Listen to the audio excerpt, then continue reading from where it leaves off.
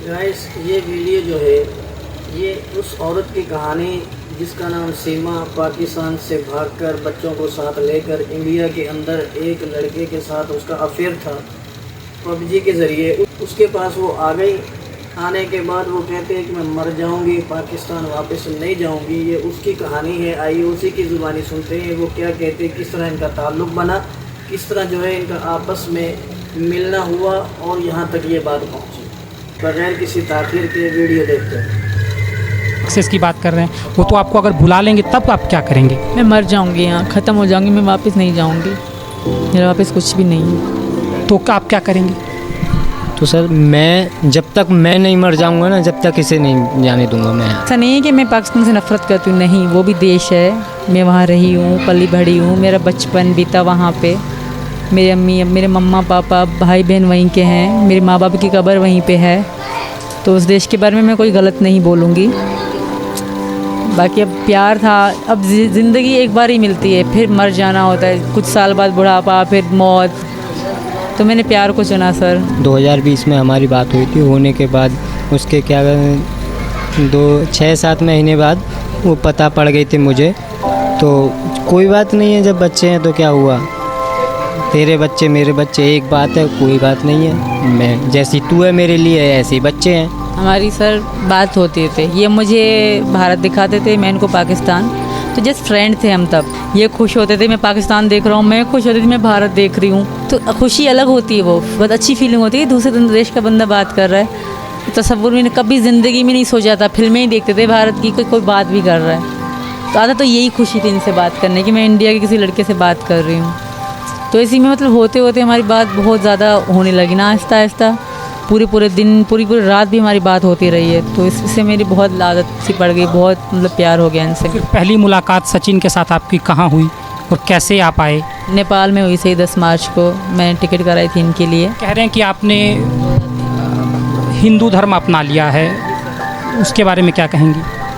मैंने खुद अपनाया है, मुझे किसी ने कोई प्रेशराइज़ नहीं करा। और हैदर वीडियो में कह रहे हैं कि सचिन ने हमारा दिमाग ख़राब कर दिया, हमें यहाँ लाए, मुझे किसी ने दिमाग मेरा ख़राब नहीं करा सर। इनकी मोहब्बत में मैंने ये धर्म भी स्वीकार कर लिया, क्योंकि मेरे पति हैं ये, मैं मानती हूँ। हमने नेपाल में शादी करी है। मार्च में मेरे लिए थोड़ा कठिन था, क्योंकि फ़र्स्ट टाइम मैं एयरपोर्ट जा रही हूँ, फ़र्स्ट टाइम मैं जहाज़ में बैठ रही हूँ, फिर सेकंड टाइम तो बहुत आसान था। मुझे पता पड़ गया कि यहाँ से एंट्री है, यहाँ से एग्ज़िट है, यहाँ लिखा होता है कि आप कनेक्टेड फ़्लाइट है, यहाँ लिखा है कि जो आप दुबई जाएंगे, तो फिर मुझे पता पड़ गया, क्योंकि मुझे समझाया था लड़कियों ने ना। नेपाल से भारत में तो चेकिंग होती है बॉर्डर पर, वो आपने कैसे पार किया और कैसे आप आई? सचिन की मदद थी, उन्होंने मुझे अपना सारा एड्रेस सही से लिखवा रखा था, और जब मेरी टिकट हुई ना, तब भी उन्होंने अपना सारा एड्रेस, अपना नाम, पापा का नाम, सब कुछ सही से लिखवा रखा था। कि चेकिंग नहीं हुई? चेकिंग पूछताछ बहुत हुई अच्छे तरीके से, बैग चेक करा मेरा, पर ID कार्ड का पूछा गया तो मैंने कहा मेरा खो गया है, तो इसलिए ज़्यादा पूछा नहीं है। बच्चों को, मेरे बच्चे बीमार हो गए थे, जो 3 दिन का सफ़र था, इतना ज़्यादा नहीं पूछा गया, मुझ पर मतलब थोड़ा रहम किया गया। सचिन बताइए कि गुलाम हैदर अपने बच्चों को सऊदी से अपील कर रहे हैं कि उनके बच्चों को उनको दे दिया जाए, उनकी पत्नी को वापस भेज दिया जाए, क्या कहेंगे इस? नहीं सर, पत्नी तो मेरी भी है, ये तो शादी तो मैं भी कर चुका हूँ, तो मेरा तो कहना यह है कि मैं यहीं पर रहे।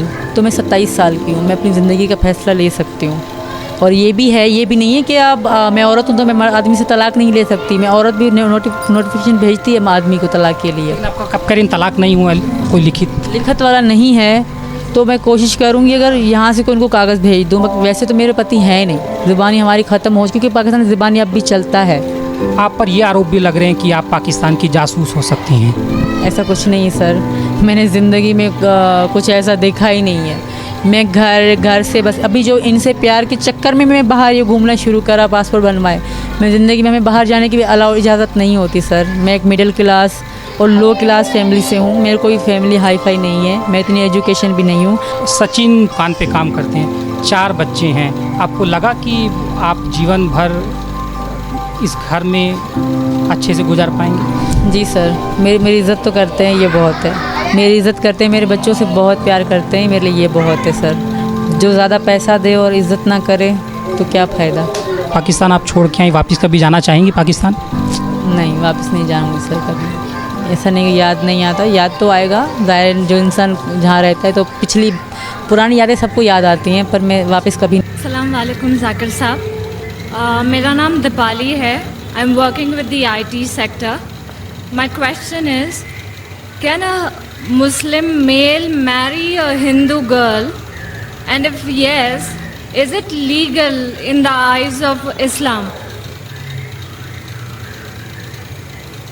बहन ने सवाल किया है कि वो IT सेक्टर से ताल्लुक़ रखती है। अच्छा, वो आप गैर मुस्लिम है, मुसलमान होती तो आपको भी इंटरोगेशन के लिए लिया जाता था। IT सेक्टर बहुत खतरनाक सेक्टर है आज की तारीख में। जो IT के अंदर है उसको चौकन्ना रहना पड़ता है। आप गैर मुस्लिम है, आप पर कोई एतराज़ नहीं, मुसलमान है तो प्रॉब्लम में आ जाएंगे।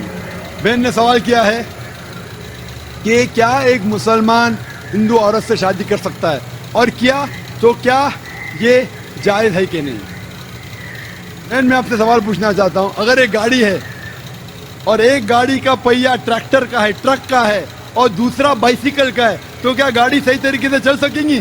नहीं, बिल्कुल नहीं। इसीलिए कुरान मजीद में अल्लाह ताला फरमाते हैं सूरह बकरा में, सूरह नंबर 2 आयत नंबर 221 में लिखा गया है कि आप मुशरिका मतलब गैर मुस्लिम औरत से शादी मत करो जो शिर्क कर रही है, जब तक वो ईमान ना लाए।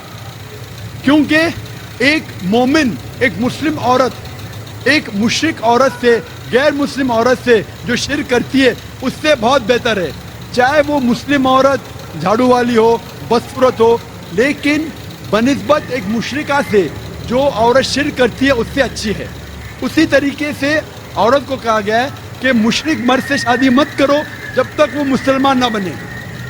और एक मुसलमान जो झाड़ू वाला है वो मुशरिक से बेहतर है।